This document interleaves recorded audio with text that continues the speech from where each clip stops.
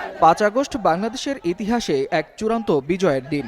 ঐতিহাসিক জুলাই গণঅভ্যুত্থান দিবস উপলক্ষে দেয়া বাণীতে রাষ্ট্রপতি মোহাম্মদ শাহাবুদ্দিন এই দিনকে অভিহিত করেছেন ফ্যাসিবাদী অপশাসনের বিরুদ্ধে চূড়ান্ত বিজয় হিসেবে। রাষ্ট্রপতি বলেন, 2024 সালের 5 আগস্ট ছাত্র শ্রমিক জনতার সম্মিলিত প্রতিরোধের মুখে বৈষম্যমূলক ও ফ্যাসিবাদী শাসনের অবসান ঘটে। এই আন্দোলনের শহীদদের প্রতি গভীর শ্রদ্ধা ও আহতদের প্রতি সহমর্মিতা জানান তিনি।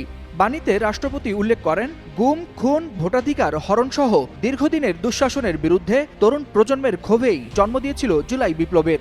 গণতন্ত্র পুনঃপ্রতিষ্ঠা, মত প্রকাশের স্বাধীনতা এবং জনগণের ক্ষমতায়নের লক্ষ্যে রাষ্ট্র এখন ব্যাপক সংস্কার প্রক্রিয়ার মধ্য দিয়ে এগিয়ে চলেছে বলে জানান তিনি।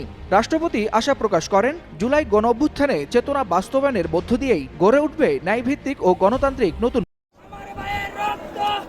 5 আগস্ট বাংলাদেশের ইতিহাসে এক চূড়ান্ত